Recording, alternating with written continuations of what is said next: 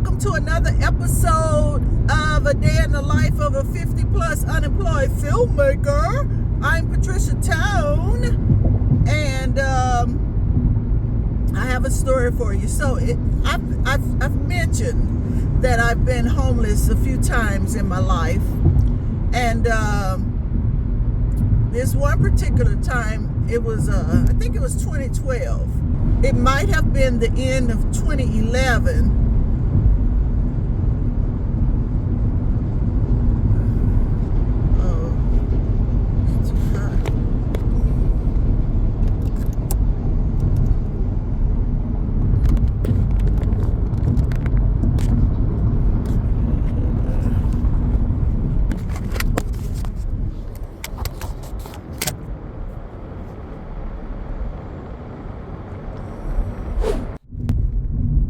So I'm picking back up now with the story because I had to get off.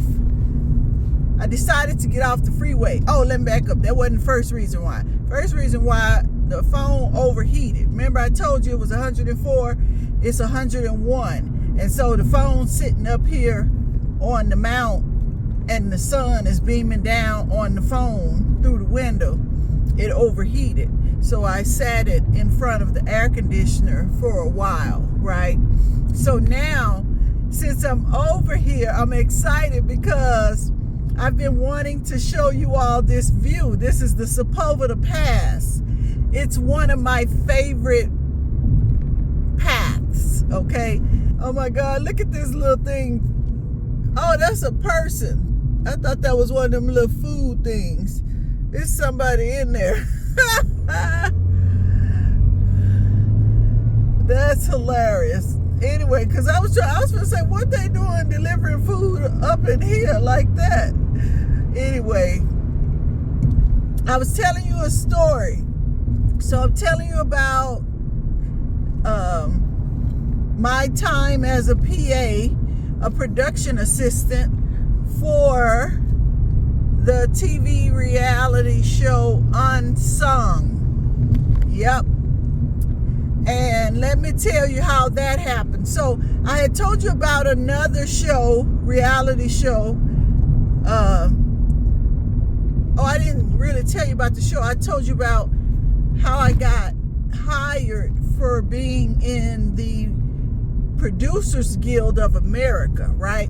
So that wonderful lady over there, Celia, was the reason I got hired for the TV One documentary show, Will to Live. That was the show that she hired me to work on as the office PA, okay? And so while I was at that show, I met wonderful people, right? Wonderful people. And one of those people was this cool white dude. And for some reason, he reminds me of Michael Bay combined with a little Woody Harrelson, okay? And he's just the coolest guy, Henry. I think that's his name, Henry. And Henry was a writer, or is a writer, and he's been writing for these types of shows for a long time. The man is brilliant at his writing, okay? And he happened to work for UNSUNG. Some kind of way I was Googling shows and looking up credits, and I saw his name. So I emailed him, right? And I said, hey, I'm looking for another gig. I see you work for UNSUNG. Can you put a word in for me? And lo and behold, baby, he sure did. So I went and interviewed with this black chick. She was real cool at first, and she gave me the job based on his recommendation, right? So I'm in there, I'm doing PA work, and they hired a producer, and I was assigned to her, a black chick out of, I think, Dallas, if I'm not mistaken, somewhere in Texas. But I think it was Dallas. And it was a little boring until the show started. And that's the thing with all productions, right? Until the show really starts, it's a lot of prepping and downtime and things like that. But once they started conducting the interviews, and they take the interviews in-house at this time, it got to be more exciting, right? So, okay, let me go and tell you what happened. So, when I interviewed with her, you know, they ask you, where do you see yourself in 5 years, or, you know, what are your plans and all of that. And I absolutely hate telling people any of that information.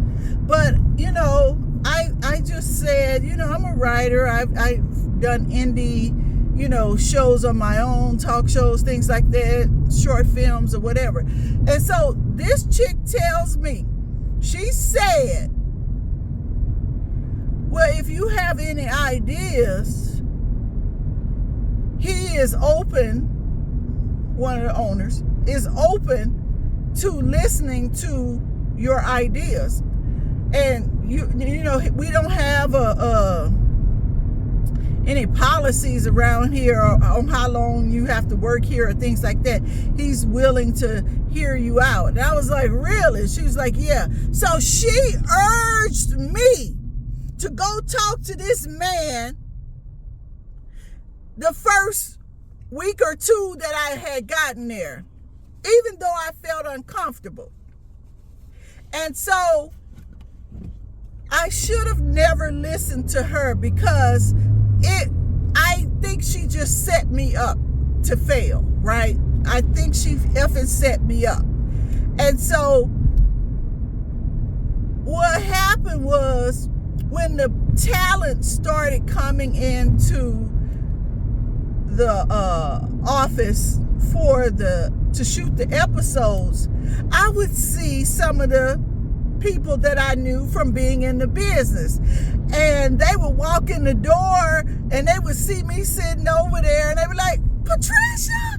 And baby, let me tell you, all the little associate producers and producers, they all had little cubicles in a little cluster in the center of the room, and the PAs, we were over here at like 4 little desks back to back, you know, that would have been like cubicles but without the walls, right? Baby, let me tell y'all something. Every time somebody came in and said my name, their head popped up like that damn hit a mole. You know that little mole game where the head pop up? Baby, their head would pop up out that damn cubicle. Like, how she know them and how she know him? Baby, when Dwayne Wiggins came in there, I thought they was going to have a freaking stroke, baby. I don't even know why people be tripping like that. If you're in entertainment, you meet these people when you're on sets. You know, one of my friends that I knew at the time came in, she was a wardrobe person, and, you know, we talked and laughed and everything, and baby, they would be so jealous at the fact that I knew people. That fool ran that light. Y'all saw that? They were jealous at the fact that I knew people. How you expect me not to know people if that's what I do? I've been a PA, a talent assistant for years. Okay? And baby, they be mad at me. I'm trying to tell y'all, I don't even know or understand why I can't know the people who I know. You know, why is it always a problem for other people? But anyway, I had pitched the project that I had started out on YouTube called Comedy Is Me. And it was similar to UNSUNG, now that I think about it. They're doing interviews, and I would play some of their clips of them being on stage. The gist of it was was how or why did they decide to become a stand-up comedian. And the three episodes that I did, they're online now. You have to look under videos and scroll all the way down because I did them a while back. And so it just turns out that, you know, he wasn't interested. Hence, some years later, he did Hollywood UNSUNG, which was awful close. And you can't even be mad, but why wouldn't somebody think of that anyway, right? So I didn't even trip off that. But here's the thing. When I was in the kitchen one time talking to my friend that got me hired, Henry, and we were just shooting the breeze about hiring a maid to clean up your mess. And I'm like, who the hell want to clean up our mess? We don't even want to clean it up. And so we were just laughing so loudly that everybody again started looking like, who is Henry talking to? And then when they saw it was me, they was like, well, trying to figure out what it could be that I would make, what I could say, or what did I say to make him laugh so freely and, you know, purely, I guess is a good word. And baby, they just hated it, right? Hated it. And so I told Henry about that whole incident. And when I told him about the show, he was like, well, that's a pretty good show. Wow. I'm surprised he didn't want that.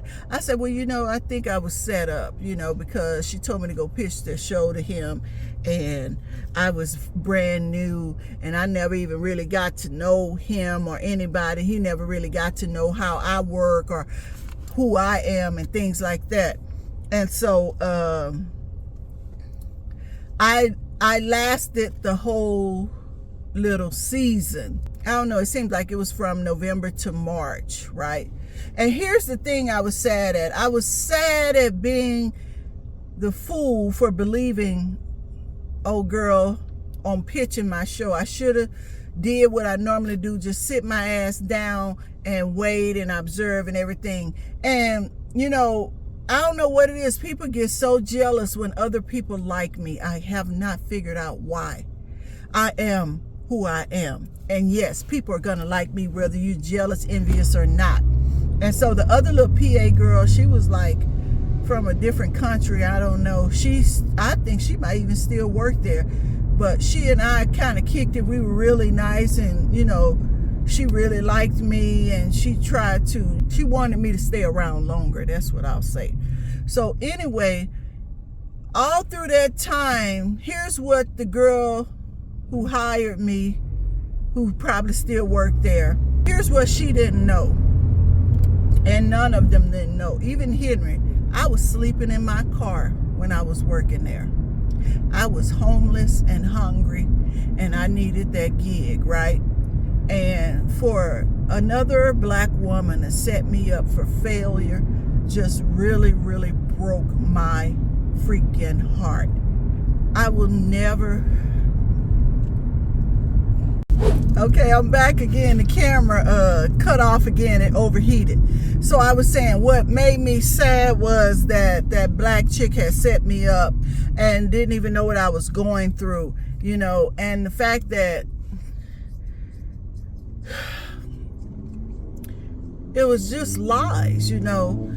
I don't know. People get intimidated by me sometimes because of my background, you know, and being an independent filmmaker and knowing how to do all the things that I need to do for myself to do a project.